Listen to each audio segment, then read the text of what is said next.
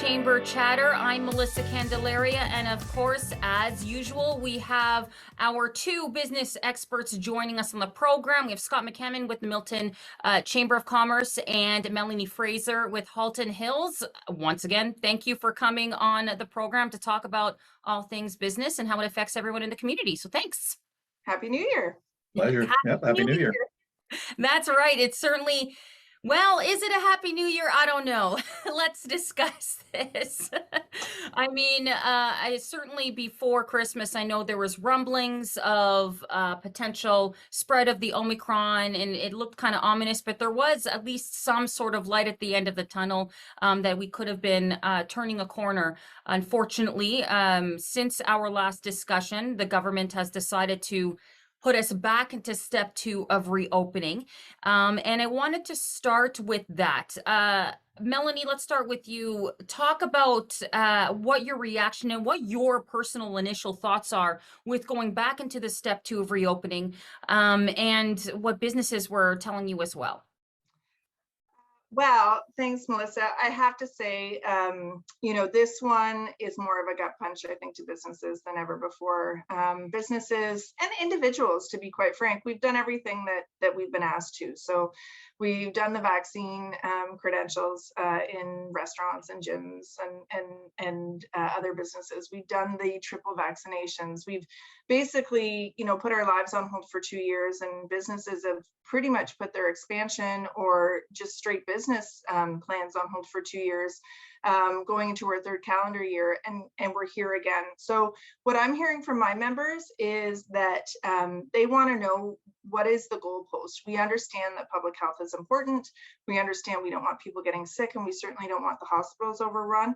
But at what point does this cease to be a problem for the general public? So that's starting the conversation, I think, about hospital capacity and what the responsibility of the current government is to the general population, rather than to the people that, unfortunately, because they're unvaccinated, are ending up in hospital. Scott? Yeah, same thing. I mean, gut punch is a great way to put it. I think, people recognize that, governments don't make these decisions lightly, and Omicron has kind of snuck up on all of us. And we can talk about rapid test kits a little bit later, but the fact that we thought we were getting better, we thought we were going to come into 2022 as a new and exciting year, and here we are, back to Groundhog Day again. And so I think people are confused. They're angry. They're frustrated. They're trying to be understanding, but at the same time, it's their livelihoods.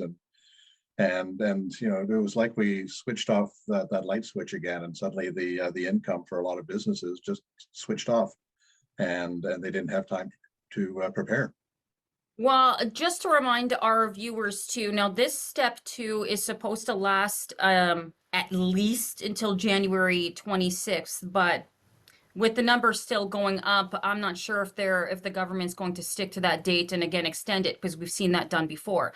And just to your point, I mean, I recently interviewed one of our local restaurateurs here in Milton, and there was almost a sense of indifference to this point. It's like, okay, yep, this is, once again, we're doing this. But at the same time, he also said it was the hardest one to deal with, because the other one, it was unexpected almost. The sense of surprise of having to close right away and then going back to our delivery model or your takeout model, what have you. Let's quickly, briefly, just if maybe Scott or Melanie, one of you can take these on. What kind of supports out there do we have right now for these businesses in this time frame that we have while we're in step 2? Well, that was the problem, is that the announcement was made without any supports announced at the same time. So, and since then there have been some grants announced. So an extension of the small business grant, whereas if you qualified in the last round, You don't need to reapply. There have been some electricity rebates and property tax rebates as well. The challenge is those portals aren't even open yet. So the promise of an application for that program doesn't have a firm date. It's a kind of later in January. And then the payout of the small business grant is sometime in February. And Scott will tell you this, businesses can't wait. They don't have the money. They literally are sitting on so much debt right now from the past lockdowns that February might be too late for some of them. Yeah, I think it comes back to confusion as well, that the shutdown happened so quickly. You'd think in some ways the governments would be more prepared, because we've had 2 years to kind of understand what businesses need. But the supports are lagging behind. And Melanie, you're probably finding the same thing in Halton Hills, but a lot of people are confused too, because some of the subsidies, like the electricity, will go to the landlord or the property owner and not trickle down to the actual tenant. And so that people are just not sure of exactly what they're going to qualify for, when they're going to get it, and if in fact it's going to be meaningful to them. Do you think this was necessary to do this lockdown again, or was there a better solution that would still keep the economy going, but at the same time help, of course, do what we need to do to mitigate this Omicron spread? So that's a tough one. I think we are coming to a point in the pandemic where, people are willing to say things that may be not as popular. So I've heard from my businesses that are closed, why can a mall be open, but I can't be? If I'm a yoga studio, why can someone go get their hair done or their makeup applied, but I can't have a yoga class? So to Scott's point before, there are definitely some discrepancies. And I just think there's an overall frustration with when does it end? Because we're not testing the entire population anymore with the PCRs, there's no really clear indication of what gets us out of this. So what do the numbers have to be? What does the hospital capacity have to be in order for stores, gyms, restaurants, etc., to be able to open up at full capacity again? So I think your point before with the restaurant tour was right. It's an indifference. People just want to see the end of this. Yeah, I think it's that inconsistency too that's the challenge. So, why are some businesses allowed to open versus others? And you get it that we have to have grocery stores and things like that to help keep people alive. But at the same time, you've got that inconsistency between the yoga studio and other services. And I think the challenge is that we've gone through 2 years of being told that we have to watch the numbers, and the numbers will tell us what we need to be doing. And now we don't have consistency in numbers. We're not reporting as accurately. We're not doing PCR testing. So, the health people are saying if the numbers are saying 1,000, it's probably 4,000 or 5,000, because people can't get a PCR test. And now we've run out of rapid tests, so we can't even do that. It's good that you touched on that, because I wanted to get into that discussion as well. So a great program in partnership that our chambers had in Halton and in your communities too, to get these rapid tests to businesses so they can test as frequently as they can to keep everyone safe. It seemed to work well. People really got on board with it. And then there was this sense of rush, especially right before the holidays, because people wanted to use those tests to make sure, that some of them can still gather, but also still function as a business. So is there any return to that program? I mean, I certainly took advantage of that program too, right here in our studios on the border of Halton Hills, Milton. So are we going to see a return to this, or have you not heard yet from the government of this rapid tests? Well, we've heard that the program will continue. It's just a matter of supply right now. So there's some conflicting messaging out there. We've been told maybe not until the end of January or early February, but then the announcement was made by the federal government with the increased supply being sent to the provinces. So I know Scott's in this position. We are out of supply, and it's just a wait and see at this point.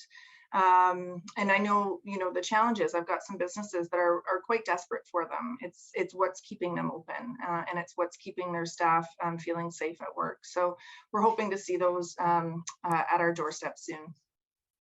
Yeah, I think the rapid tests in a way almost show the sudden surge of Omicron, because we all had lots of supply. We were giving them out and keeping up with the demand. And then, we had a phone call with the Ministry of Economic Development that distributes the rapid test kits, and they said essentially December 13th was the defining day.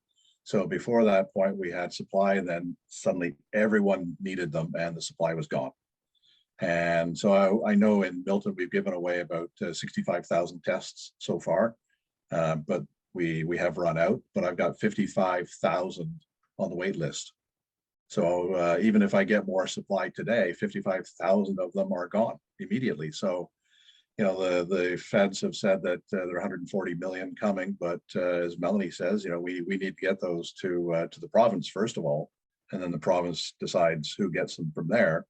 Our assumption is that they're going to restart the chamber distribution program, but we don't know the timing. So.